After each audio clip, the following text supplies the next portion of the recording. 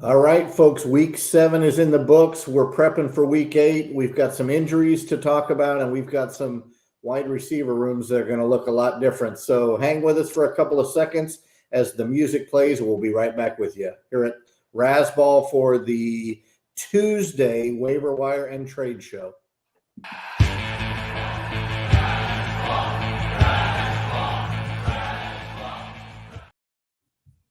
Gentlemen, good evening. It's a little bit of a different try box here, right? The boss is not here. Sky's not here. Some might even say that Sky's ducking you tonight, Jeff. I know you guys have been beefing back and forth. I don't remember what it was all about. None of us probably do, but how are you feeling tonight? Or are you okay with anything you would like to say to Sky with him not being here? I'm sure he's going to watch later or live, one of the two. Oh, no, just friendly, competition is all. His Ducks kind of have the upper hand on me right now, but that's okay. But we'll get through it. Yeah, good to see you. Derek, thank you for running things in the background. Anything you want to say about any specific headwear that you currently see on the screen? Yeah, I didn't have my Army headgear. I didn't have my Navy headgear, but I do have the 25th ranked Vanderbilt Commodores looking to upset former number 1 Texas this weekend after already taking out the number 1 Alabama Crimson Tide. So looking for the second upset of a top ranked team this weekend. Yeah, Jeff would love that as a Texas Tech fan. There is no better loss than the University of Texas loss. What and what is it, Jeff? Yeah, horns down. It's that right there. Horns down. No, it's that. Yeah, pulling for Vandy this week. VU. Yeah. I bet you are. All right. I have to enjoy this while I can. Well, I would be screaming from the rooftops if I was a Vanderbilt fan. So I'm kind of carrying the flag for you over here. People look at me weird; they don't understand what a Vanderbilt is. So I remind them that David Price, right? That's right. David Price was a Commodore, and by the way, they have had one of the best college baseball programs in a while. But if I don't get back on track with pro football, Bob is going to fine each and every one of us. My fine will be heavier than yours. So let's get right to it. So what did we see yesterday? We saw some high-scoring games. We saw some low-scoring games. We also saw that the Dolphins have really no idea what they're doing on offense. I don't know if they're tanking. And I think it finally made Tua sick to his stomach, and he's at practice, and I think he's going to be back this week. Monday night, we had what felt like a really good game for the start for Tampa Bay, right? Got out to a pretty decent little lead, 2-score lead, and then Baltimore just blew the doors off of them. And word is that Mike Evans is out till week 11 or 12 with the hamstring and season-ending injury in the garbage of garbages times for Chris Godwin. What an absolute blow to my G League team and probably 3 or 4 other rosters. And the fact that he just looked so despondent. He knew immediately.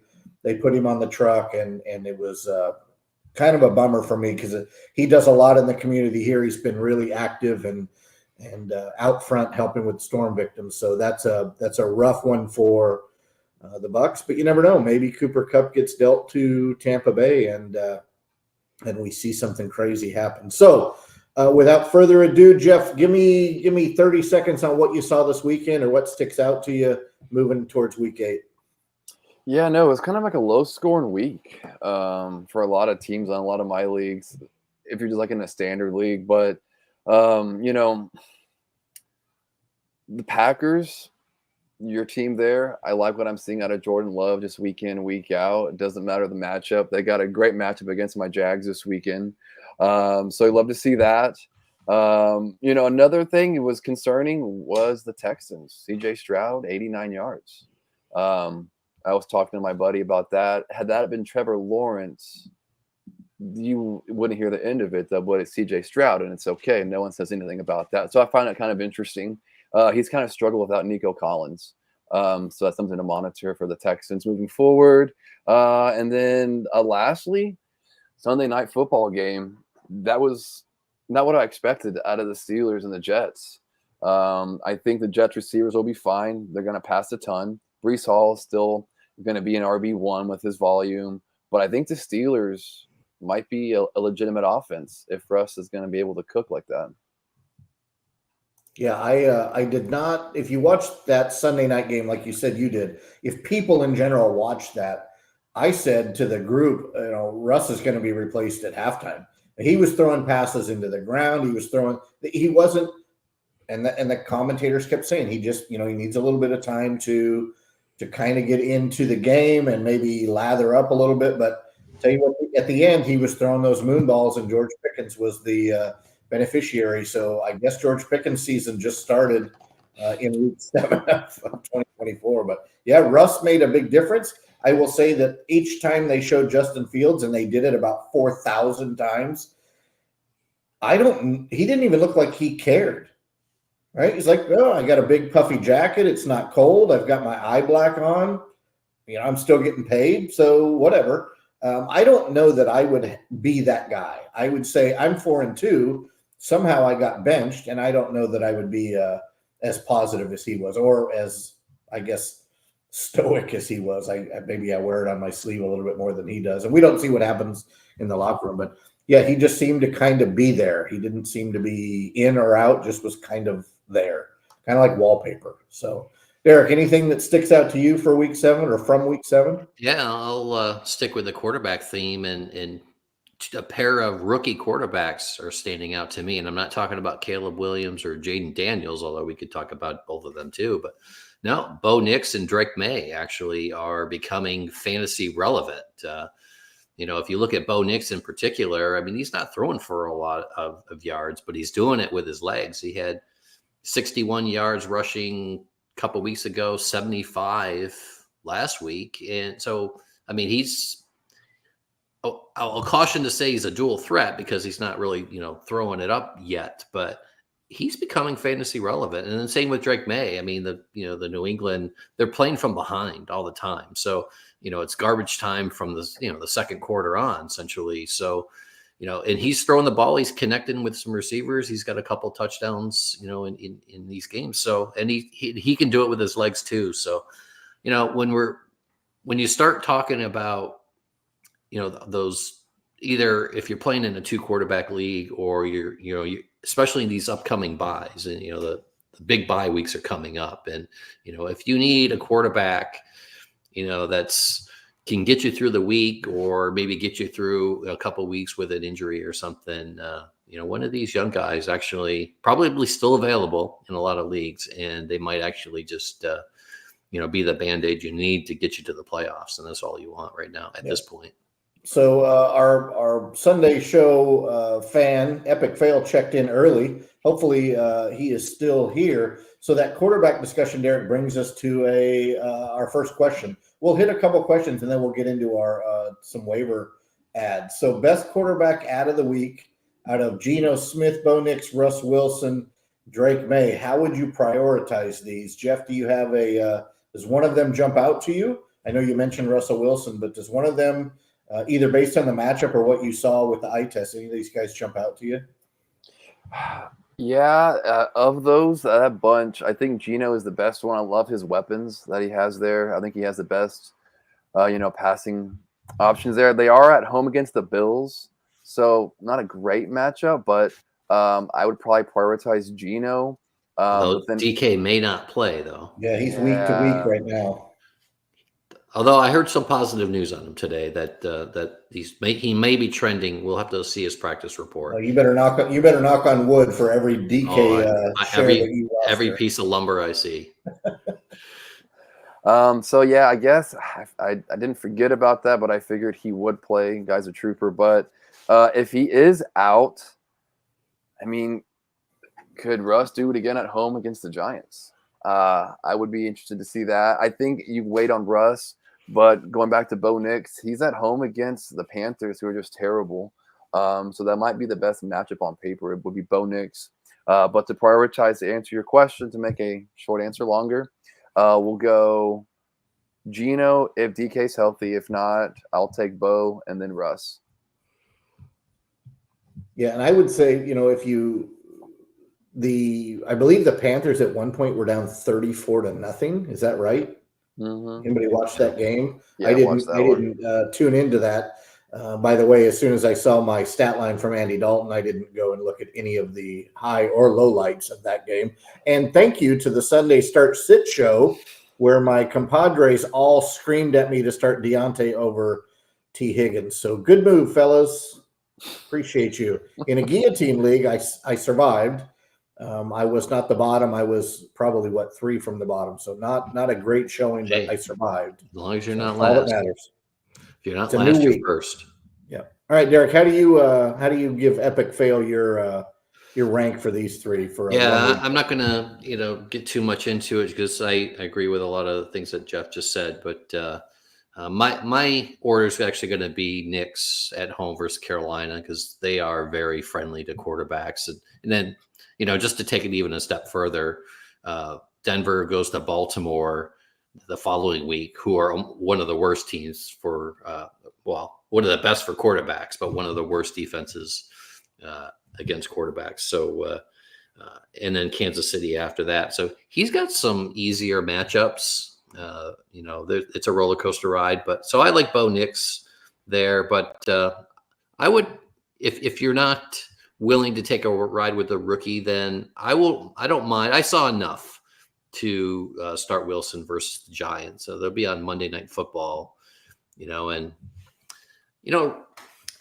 guess we could look up Russ's history on, primetime Monday Night Football. I seem to remember there was something with that he was either really good or really bad. I can't remember offhand, but I wouldn't mind go with Wilson as well against the Giants on Monday Night Football. So I would go Knicks, Wilson, May, and then Geno, and really only because I don't expect DK to play. Yeah, I'm in the same boat. Geno, if DK plays, right, because they have a pretty good running game, 3 good receivers, plus they've got a couple. They've got Noah Fant, who offers a good floor for tight ends. I like Knicks in the matchup, especially the second week, because Baltimore's going to score points against Denver, we think. So that means that he is going to throw and run. So we've got to get behind that. But I think right now the fun pick is probably Russ Wilson, right? Ride. What does he say, or used to say? Let's ride, and that's cringe worthy. And if he would just let these sayings go, it would be much better, right? I feel like it's when I say something out of pocket and my daughters blush and they just cover their face and they look the other way, right? Every time Russell Wilson does it, I feel like most NFL fans just do the same thing, like, can we not do that again, especially in public or on TV? So yeah, I think we're kind of in the same area, and good to see that Epic Fail is still tuned in. Jamie, I agree. Poor Godwin, he is a great person. He was putting up monster stats. In fact, going into week 7, I believe he was the wide receiver 1 in PPR format. So that's a rough loss for, both fantasy and Tampa and just people in general, right? Good people. So we don't like to see that happen to anybody, much less a really good dude like that. So let's hit the final question that we have there today. Just Epic Fail, just waving to us, saying he's still here, nice. still hanging with us. We'll wave back. We'll wave back. We'll see him again on Sunday. Alex Flores checks in. That's a new name for me. Do you guys recognize that name? No, Always nice to have new folks chime in. Trade away Josh Jacobs for Aaron Jones. Right. I am the Packers homer here, so I should easily take Josh Jacobs. I like a fully healthy Aaron Jones right now over Josh Jacobs, but Aaron Jones is missing practice, or he's limited at practice every week. He came off of a 1 game, or did he miss 2? He missed 1? I know he missed 1 for sure, Paul, and then maybe the second half of another game. So right now I like the offense in Green Bay better than I like the Minnesota offense. And I think that more volume is towards Josh Jacobs than it is Jones. Plus Jacobs is fully healthy. Jones isn't. So in a vacuum, and today I say no, I'm going to hold Jacobs versus dealing him for Jones. Yeah, I concur as well. Jacobs has gotten 18 touches over his last 3 games. Love is back now. He looks very healthy, so they're going to continue to ride him. I don't know when Marshawn Lloyd's coming back. I mean, there's nobody that's really taken away touches away from him. So you got to roll with Jacobs. And I wanted to shout out to Josh Jacobs. He caught his first receiving touchdown in his 80th NFL game last week. Crazy. Isn't that wild? Yeah. And he got a Lambeau leap out of it. That's you got to love. By the way, so did the kicker. He had to get a little help to get up there, but the newly signed Brandon McManus wins the game and goes and does he did a Lambeau kind of more of like a jump, and then he got a Lambeau boost, and then he sat up there with the fans. So good for him. Always good to see the new Lambeau leap. Eric, what do you think? Yeah, I'm just looking actually. I mean, I don't really have a big love fest for either one of these guys. They're both fine. But look at the schedule. Green Bay goes to Jacksonville, and then they have Detroit, which are both, real good matchups for Jacobs. But when you look at the Vikings, they've got the Rams and the Colts, and then Jacksonville after that. So that's a pretty good matchup, good few matchups too. So I don't know. I could go either way. I would probably go with health more than anything. I guess the only thing that favors maybe Jones is that the Vikings are past their bye, and the Packers have a bye in week 10. So there's a little bonus there that in theory, you get Jones the rest of the year. That might tilt it a little bit for me, but otherwise, they're both relatively the same for me as far as what I would expect, plugging into my lineup every week. All right. So Marius, hang tight. Epic fail, hang tight. Marius, your question is actually kind of where we're headed now with our waiver. We want to start talking about these wide receiver rooms that have just turned into a mess. So the first names that come to mind for me, and I wrote about this in my waiver wire article that's available over at rasball.com, is how do you replace Debo, who has pneumonia, and that could linger, right? He could lose a lot of weight. He could lose strength. He could be down for a while. And now Ayuk probably done for the season. So what do we do? Well, we look to Jawan Jennings, who was out for week 7, and we probably need to look a little bit deeper and look at Ricky Pearsall. So as far as the waiver wire goes, Brock Purdy is going to throw the football. He did not look great the last couple of weeks, but he is an accurate quarterback, usually a 65, 75% guy. Their running game did not look great. In fact, it looked terrible against the Chiefs. It won't look like that every week.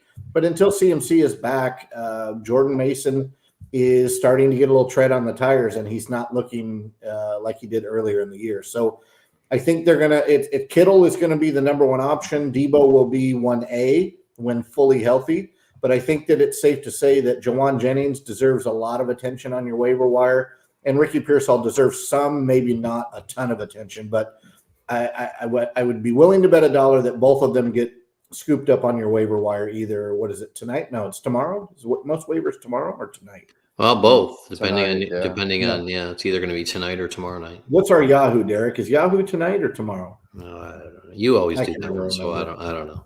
Yeah. So if it's tonight, we got to put some money on some of those guys that we have. But I like Jennings over Pearsall, but I think you get a discount on Pearsall. Jeff, what do you think? Yeah, no, I definitely agree. I think Jennings is a primary waiver wire ad this week. Just kind of looking at some of the numbers for San Fran. With Ayuk being gone, that's 47 targets that are now available through 7 weeks of the season. He led the team at 6.7 a game this so far. And second on the team was Jennings at 6. So I think he may just continue to have that value and maybe push up his totals, maybe 8 targets a game now potentially.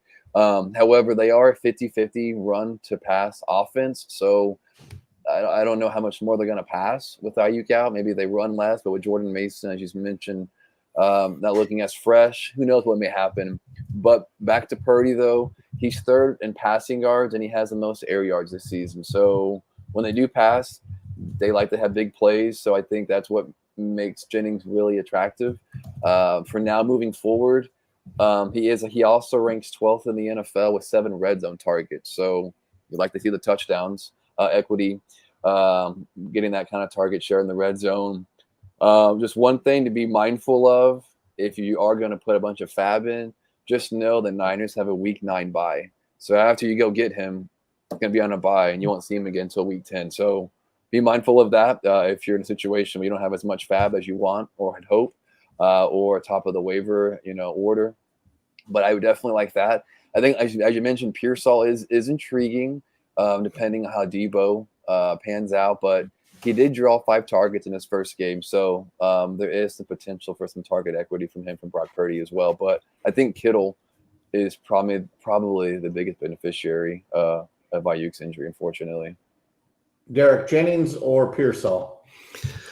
Yeah, I mean, it's got to be Jennings. He's got to be the number 1 target, and he's going to be the one that that most everyone is going to go after. But for the reasons that Jeff just said, and I was looking at that too, 5 targets in his first game. I mean, you got to love that. And he didn't do a lot with it, but just getting that workload in your very first NFL game, it's a good sign. So I would.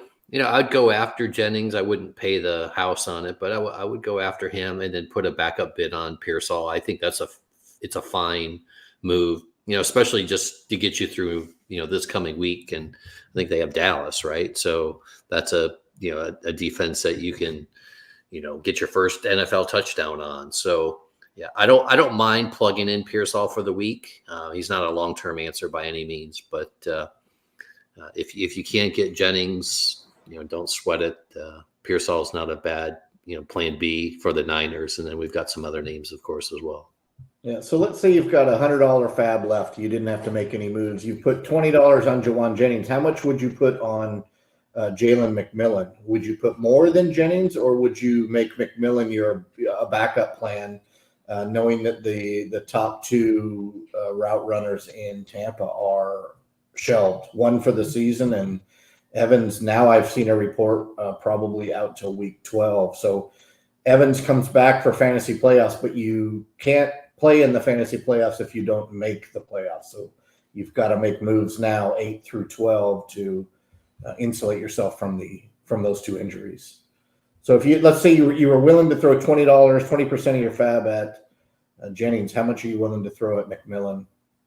I'm 20 to 25. I'm an equal value. I think McMillan, he's a good route runner, and he is going to have no one to fight for targets. And with, Jennings, he still has Debo when he comes back, Kittle, Mason. Again, they're 50-50 kind of offense. In Tampa, they pass. They have the 9th most passing attempts. So, and they pass 55% of the time.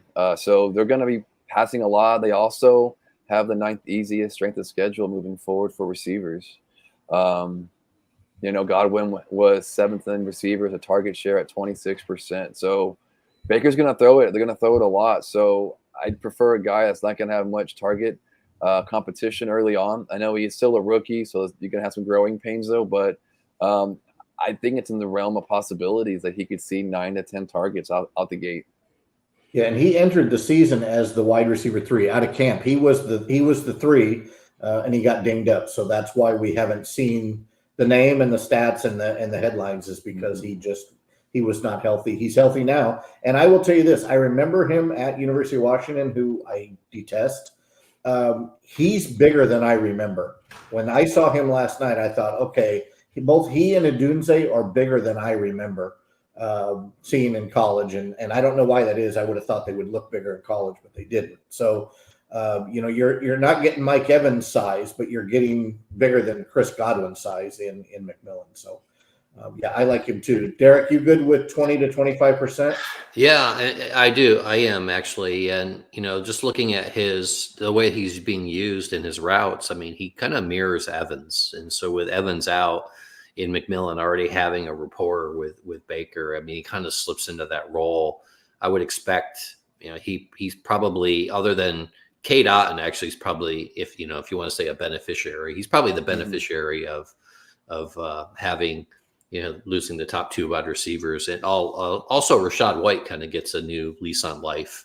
That way he can, catch more balls. Bucky Irving can run the ball, and, they can probably fill in some of the holes that they have, throwing the ball between Otton and White. But McMillan kind of slips into that role as well with Evans. And he is, he is actually scoring some points out of the slot too, which is Godwin's primary role. So I think they're going to find a spot for him. I think he's going to be worth it. So I actually would. I'd probably actually bid him a few percentage more than Jennings, honestly, because of volume and just the fact that he is the healthier of the two, and again, he does have an established role already, with Tampa Bay. So yeah, I like McMillan. Yeah, as awful as injuries are, I think that Bucky Irving and Rachaad White, after watching him last night, Cade Otton and Jalen McMillan all become every week starters, where they used to be a question mark, or they weren't even in the discussion. I think all four of them are legitimate fantasy starters moving forward in PPR form. Yeah. So we actually, right on the topic, we've got a question for McMillan. So we just talked about that. You're saying 25%? Is that kind of the consensus here? Yeah, I'm comfortable with 25%. Now, if you have Evans and Godwin, like you could roster both, or you have DK, or you have somebody Ayuk, right? Then you may want to hedge that bet a little bit higher to ensure that you get McMillan. It all comes down to how much fab you have left and what your roster looks like. Yeah, and then while we're staying in Tampa, there's another question here. I mentioned Otton and Otton over Ferguson. Yeah, that's an interesting thought. What do you guys think? I think the better NFL football player is Jake Ferguson. Cowboys, I give them one more week. If they don't turn their offense around one more week, then it's Otton for me. But right now, I still like Ferguson as a tight end one. Yeah, I agree. I did write about Otton 2 weeks ago. He got his first touchdown against the Saints, but I want to wait and see. I wouldn't start him over it. I don't know. People may not pick him up quite yet, so you could just kind of hang on your waiver wire depending how big your league is, because if it's a 10-man league or 12-man, I don't think he's in the top 12 quite yet after one big game, but I would still go with Ferguson. Yeah, I would too, long term, go with Ferguson. But, like here, like for this week, actually, I like him as a flex option. But, I would prefer I would prefer Ferguson as my tight end. But if I had them both, then I would consider Otton as a flex this week. Yeah. And it's interesting. There's been very few years recently that you could consider tight ends in your flex. But this year, there are some that are starting to separate that, number one, they're healthy. And number two, they are getting some attention, especially when receivers go down or running backs go down. The tight end is the safety net for many offenses. So yeah, and if you happen to be in a tight end premium league, then he's probably not available, but he could be a weekly winner, in a sure. Scott Fishbowl league type thing where the tight end's a premium. Yeah, I believe that I have him and had him on the bench. Let's see what I left on the bench for Cade Otton in a tight end premium. Only 28 points did I leave on the bench, but I came away with a W. All right, so we're going to skip over one of my wide receivers is Romeo Doubs. I'm a Packers homer. If he's available in your league, you need to scoop him up, period, point blank. There's no discussion to be had. Jordan Love loves him, no pun intended, and he's starting to separate from some of the other folks there in Green Bay. And the last name that we have is a guy that showed out last night. He's had 4 of 5, or is it 3 of 4? 3 of 4 double-digit weeks. He was close on the game that he didn't. I've never been a big fan. I didn't understand the draft pick when they took him out of college. But I can tell you what, Lamar Jackson is really good at football, and you have to defend against him running. You have to defend against Derrick Henry. Apparently now you have to defend against Isaiah Likely and Mark Andrews. Zay Flowers got dinged up. So Bateman kind of took over that wide receiver one role in that offense last night, and he looked fantastic. So he's also kind of a must grab for me too, if you lost a receiver or if you have buys coming up and you need to stream somebody. So I like Bateman probably less than McMillan and Jennings as far as fab percentage goes, mainly because you just never know what the Baltimore or Lamar is going to do. It could be 155 yards and 3 touchdowns from Derrick Henry, and the receivers don't see a target. So it could be Isaiah Likely goes bananas on a Monday night, and nobody else just touches the football. So my issue with the Ravens is there is no formula to say this is who's going to get the ball, unless Flowers is completely healthy, and Flowers is going to get receptions. Derrick Henry's going to get touches, but again, he didn't look great in the first half. He looked great in the second half, but there are no guarantees in Baltimore. So, Jeff, are you good so we can move on? You good with less than Jennings, or would you put him at the same level fab-wise as Jennings? Oh, no, he's definitely less, especially with next week. Everyone's healthy. I can't see adding Bateman and dropping a healthy player right now. He's just a big boomer bust guy for the Ravens right now. He does have 4 grabs in the past 3 games, which is nice, but like you said, I just don't know. It's kind of Jekyll and Hyde with that offense as to which one is going to do it. It was week 1 likely, and then we all forgot about Mark Andrews. He had 2 last game. Henry still caught a receiving touchdown. It's all over the place. So you're better leaving Bateman probably on the waiver wire, but if you miss on everybody, he's not bad to have as a backup plan. Derek, what do you think? Yeah, I agree. I'd say maybe half as much. We said 25, so 12, 13% is plenty. Baltimore goes to Cleveland this week, and certainly you can score on Cleveland. And ironically, Bateman has 3 touchdowns all on the road this year, and so if you like those home road splits that we talk about and we have on our free site.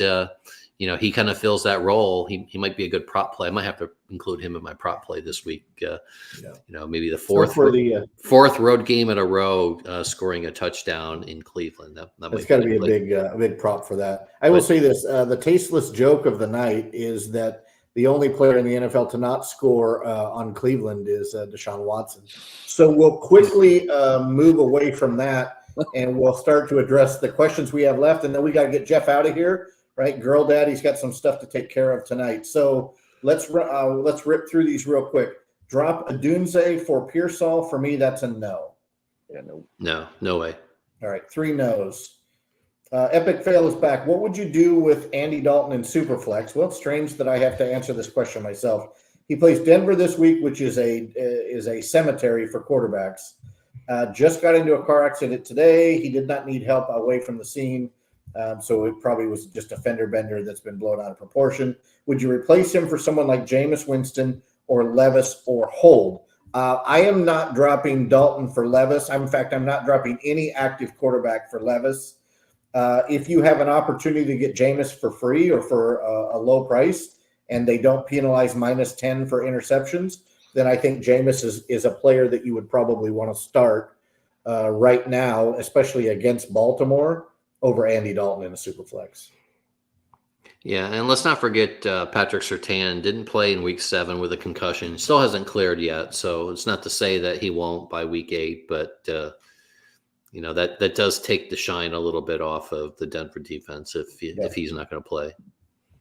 Jeff, what do we think about Dalton or Jameis? Yeah, I'm worried about Dalton. I have him in one of my super flex leagues. I've been starting him. I watched that game. Just weird.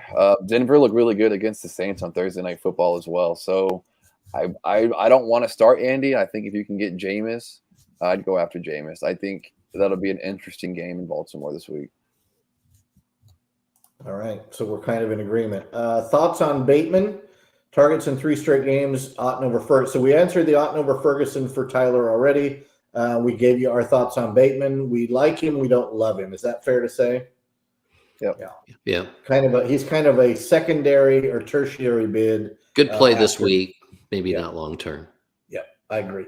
All right, Friezel Fantasy, Jaden Reed and James Conner for CeeDee Lamb. If I am the person acquiring CeeDee Lamb, I'm probably accepting this deal. Yeah, I definitely.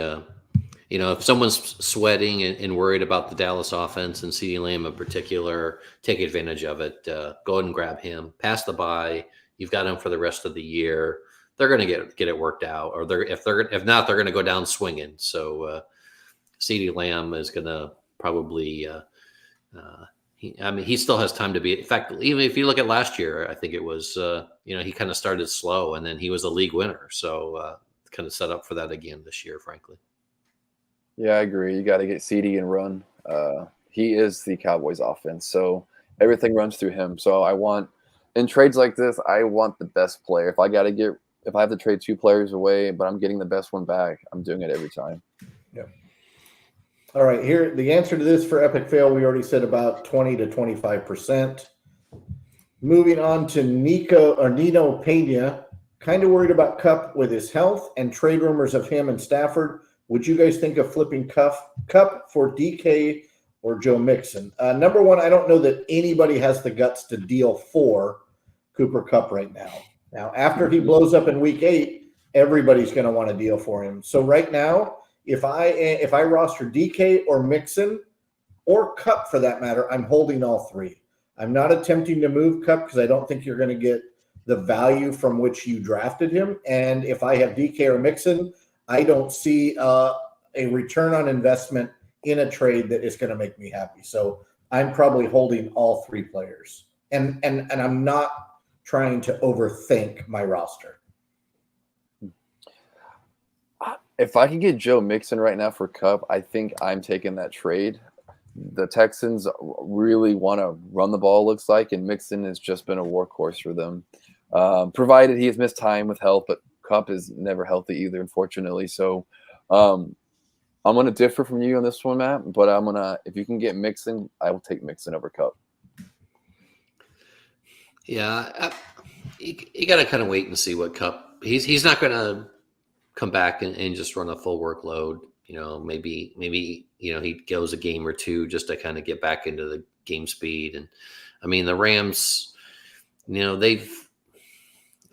don't know, they might not think so, but they're not really playing for much anymore. So why run him out there and just beat him to the ground? So they're going to take their time with him. I think they'd rather have him for the full season than, just try to, run him out, just to do that. So, if you own him, I'd hold him a week, maybe 2 weeks. You'll probably get more value, but maybe give DK a week to get healthy as well, and maybe you can make that trade in a week or 2, and you'd probably be better in the long run. But I'm gonna hold him for now.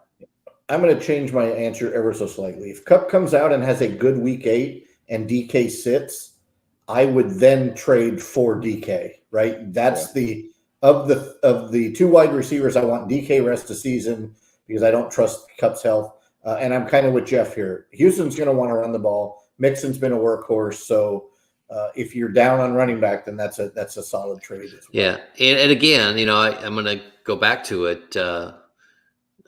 You look at the bye weeks too. I mean, you're at the point now where you've really got to start managing your roster with the bye weeks. So, try to fix that problem before it becomes a problem. So look ahead, weeks 12 and 14 in particular, somewhat in 10 and 11 as well, but 12 and 14 in particular are problematic. So look ahead. I don't know what all these guys offhand, which bye weeks they're on, but without looking, but start managing your roster to prepare for those weeks, because those are going to be those do or die weeks where, you either need to get in the playoffs or you need to set yourself up for the playoffs if you're already in. And, you can certainly strengthen your team by, making some strategic deals with other teams who are fighting to get in. So a lot of strategy involved there. Yep. It's fun time of the year. Blue Yays is in. Hey, boys, welcome in, Blue Yays. This is a elongated question, so let me read it, see if we can decipher it. He traded Josh Jacobs for DJ Moore and a mid-round pick, 3-player keeper. Needed a wide receiver bad, so he got DJ Moore.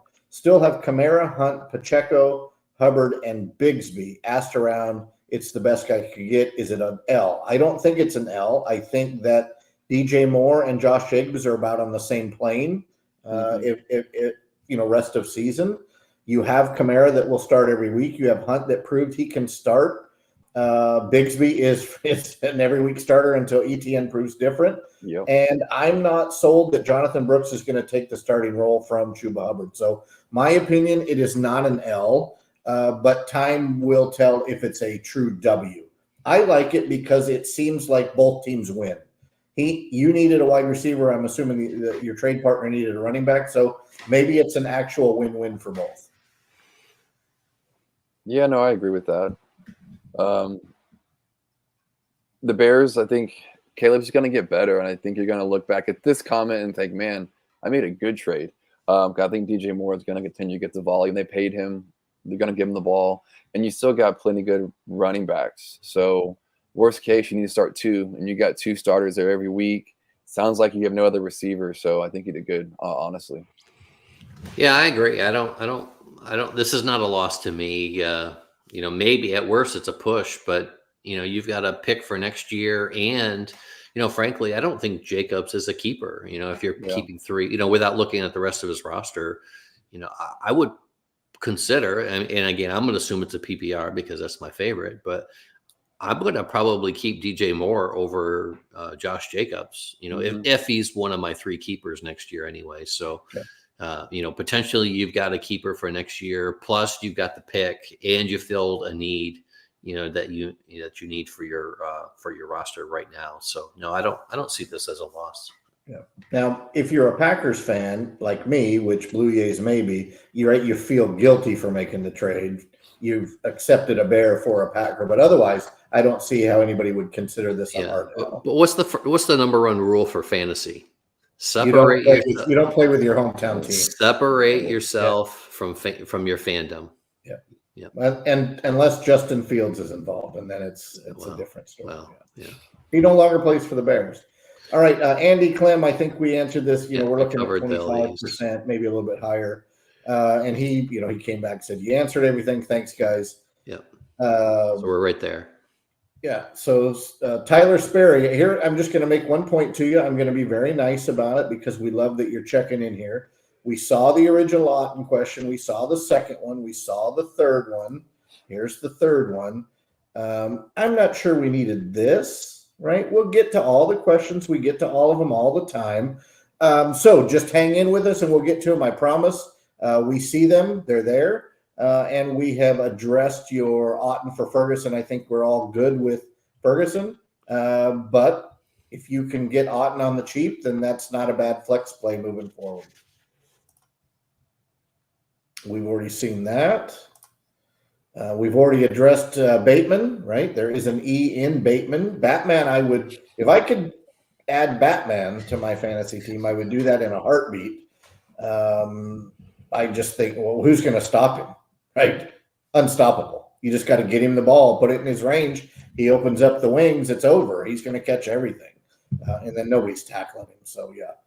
I prefer Batman over Bateman. I know you guys agree, but 6 targets, 3 straight games, good numbers, but he's about 3rd or maybe 4th on our wide receiver ad list for this week.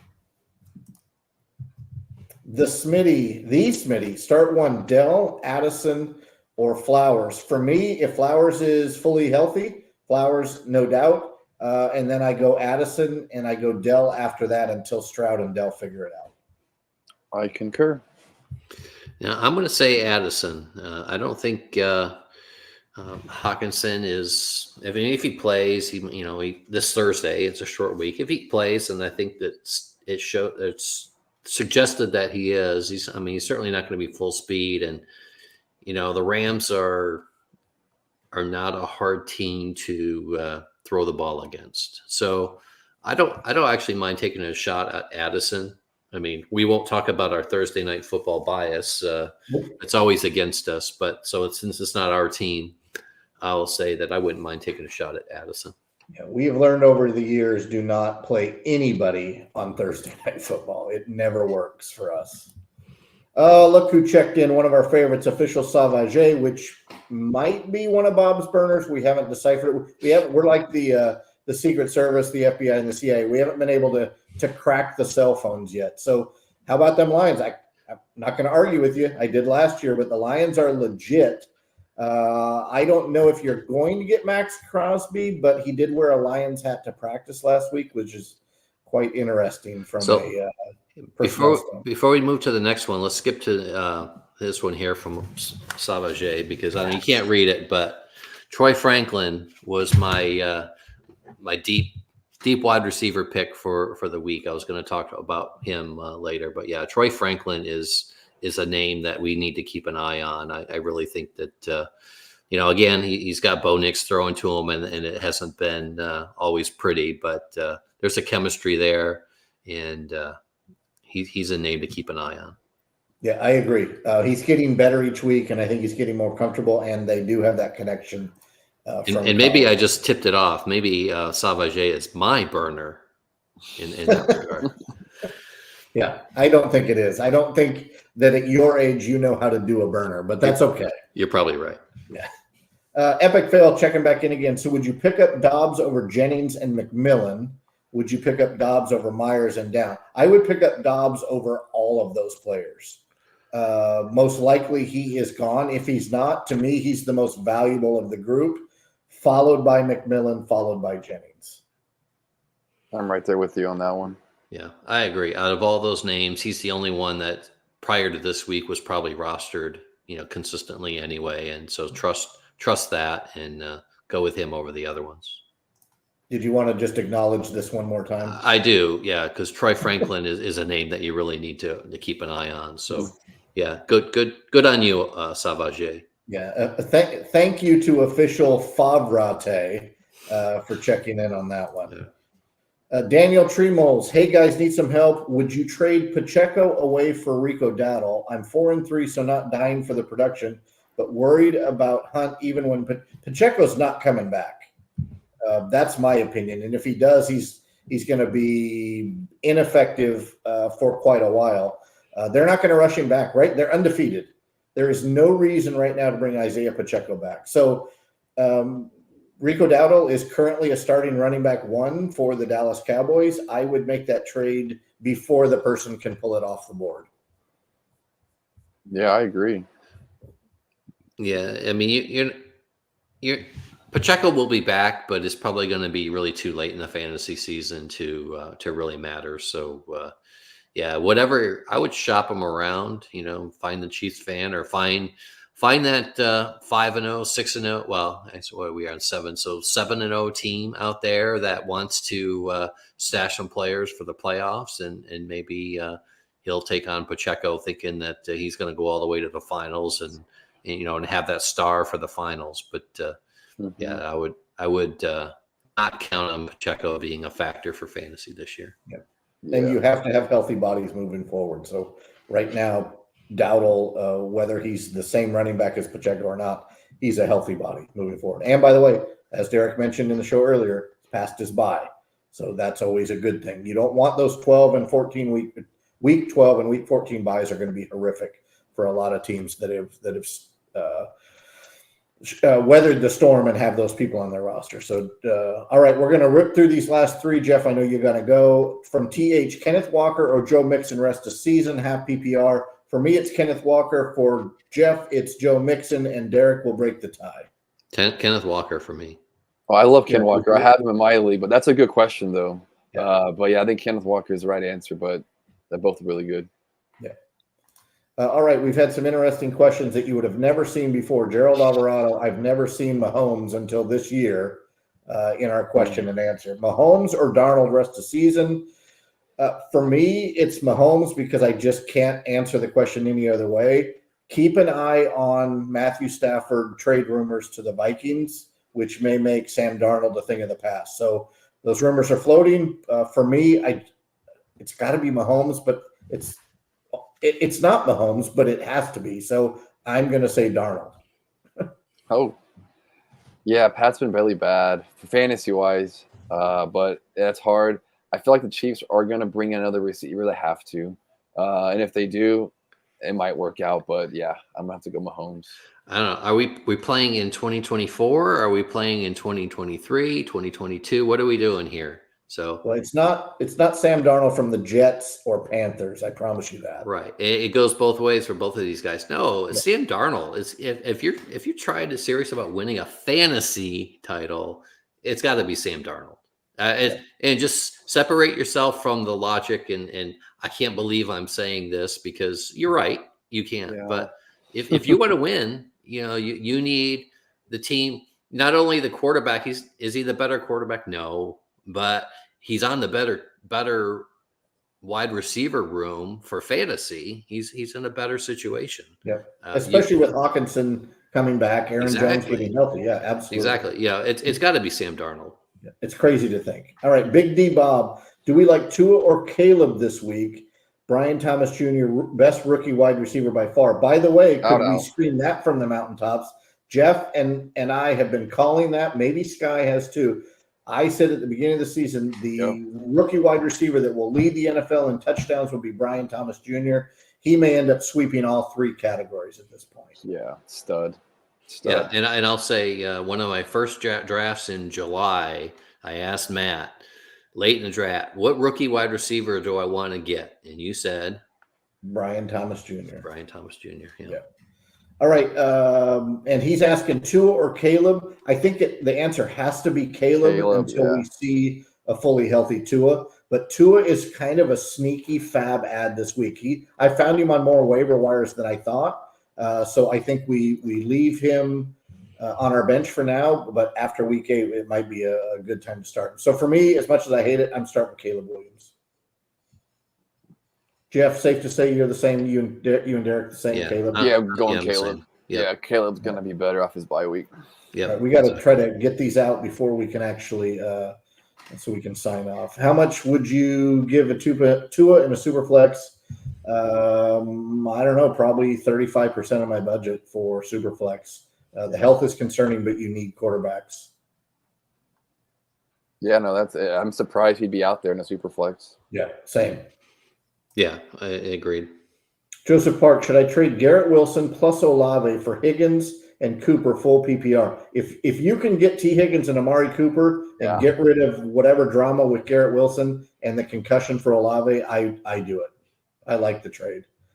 Yeah, it's and crazy maybe it's because I just don't like what I'm seeing out of Aaron Rodgers, but and Spencer Rattler is not good. So I like Higgins and Cooper moving forward.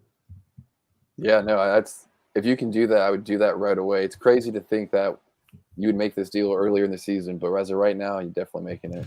Well, I'm going to be the disagreeing one here. Yeah, I figured that was coming. Yeah, and the reason for that is this. This guy, he's 6-1. Now, if you were 3-4, I'm pulling that trade in a heartbeat because I need to win now. He's 6-1. He can afford to wait for Olave to come back. He's probably a week out anyway. Derek Carr is going to be back soon.